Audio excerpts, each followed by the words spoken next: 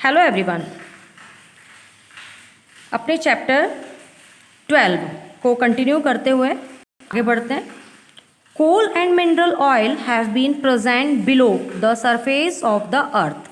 कोल mineral जो है वो ज़मीन के अंदर हैं। सिंस टाइम इमॉर्टल, पुरातन समय से, इमॉर्टल बहुत पुराने समय से ही ज़मीन के अंदर है। But they became a resource only when man develop technology to use them.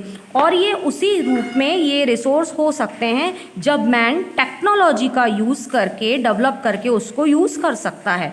New scientific discoveries and inventions have led to the use of petrol. अब नए साइंटिफिक डिस्कवरीज हो गई हैं, इन्वेंशंस हो गए, मतलब नई नई टेक्निक्स इन्वेंटेड हो गई हैं, जिसके कारण हम क्या करते हैं कि पेट्रोल गैस को हम मतलब हमने यूज़ करना सीखा। And thereby product in many ways, और उसका कई रूपों में हम उसके बाय प्रोडक्ट को भी यूज़ करते हैं। मीन्स दूसरे प्रोडक्ट को भी हम यूज़ करते हैं, मतलब उनसे दूसरी चीज़ें भी बनाई जाती हैं। पेट्रोल गैस से दूसरी चीज़ें ही बनाई जाती हैं, तो हम उनको उन रूप में भी यूज़ करते हैं। Methods of production can vary not only due to climate, soil और availability of raw material, but also due to the quantity, stage of development, technological advancement, in addition to culture and social characteristics of the people who inhabit the region.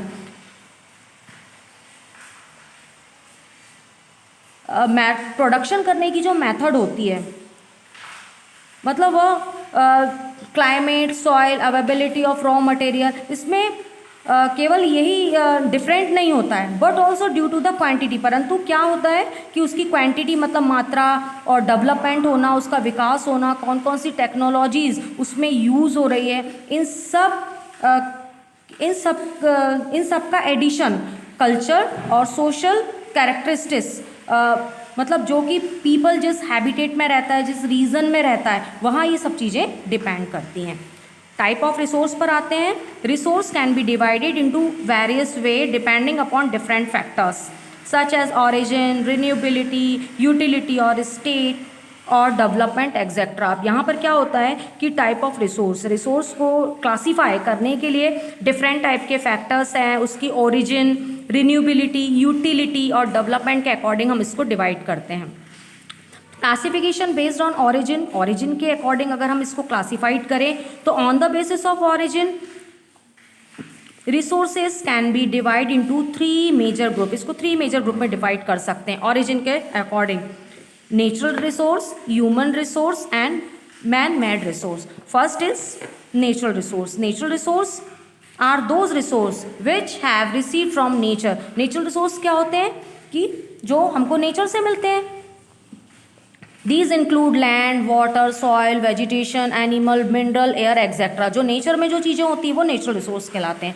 Okay अब human resource. Human are most essential resource of the world. World का सबसे important resource human है, क्योंकि human से भी बहुत सारी आवश्यकताओं की आप पूर्ति करते हो। ठीक है, आपको जो ह्यूमंस हैं कई प्रकार की सर्विस आपको देते हैं, तो वो ह्यूमन आपके लिए रिसोर्स हैं, आपकी यूटिलिटी हैं। It is their capability and skill which provide value to resource. जो उनकी कैपेबिलिटी रहती है, स्किल्स रहती है, कुशलता रहती है, उसके अकॉर्डिंग वो रिसोर्स बन जाते हैं। Human resources include ability both physical and mental and numbers. Quantity में भी होते हैं और फिजिकल और मेंटल एबिलिटी होती है। The world has made a great efforts to study the development of human. इसीलिए हमारा जो वर्ल्ड है वो ह्यूमन का डेवलपमेंट करने के लिए स्टडी के उसके लिए हमेशा प्रयास करता है। Resource due to increase to competence and education. Different type के कॉम्पिटेंस एजुकेशंस के according. It is only human beings who are capable to transferring the available material. और वो ह्यूमन ही होता है जो कि एक मटेरियल को दूसरे मटेरियल में कन्वर्ट कर देता है, ट्रांसफॉर्म कर देता है इनटू वैल्यूएबल रिसोर्स, और उसको एक वैल्यूएबल रिसोर्स बनाता है ना, अमूल्य रिसोर्स बनाता है। For example coal has been present in the earth. जैसे कोयला हमारी अर्थ में प्रेजेंट है, but it was made a resource when man develop the method to utilize for the different purpose. और उसको ह्यूमन ने एक टेक्नोलॉजी, एक डेवलपमेंट करके उसको डिफरेंट पर्पस से के यूज़ के लिए बनाया है। Man made resource, human beings have create many things, human being बहुत सारी थिंग्स को क्रिएट करता है out of natural resource such as building, machine, vehicle, synthetic material, these form a part of man made resource. और ये man made resource का ही एक part होता है कि जो मैन है वो कोई भी चीज़ को दूसरे रूप में कन्वर्ट कर लेता है। It is necessary to seek the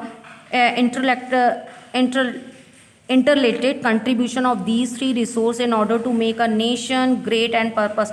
वो अपने नेशन को प्रॉस्परस बनाता है, इन चीज़ों का यूज़ करके अपने नेशन को, अपने राष्ट्र को समृद्धशाली बनाता है। However human resource are the most important resource as they contribute the most significant part in the development and prosperity of a country। हमारी कंट्री की प्रॉस्पेरिटी के लिए, समृद्धि के लिए और डेवलपमेंट के लिए वह एक इम्पॉर्टेंट रोल प्ले करता है, मोस्ट इम्पॉर्टेंट रिसोर्स है man. For example, Japan does not have many natural resource but it human resource are excellent which have made the country a developed one. Means Japan, जैसे Japan में natural resource बहुत सारे नहीं हैं, परंतु उनका जो ह्यूमन रिसोर्स है वह एक्सीलेंट होने के कारण वो जो कंट्री है वह डेवलप हो गई है। ठीक है,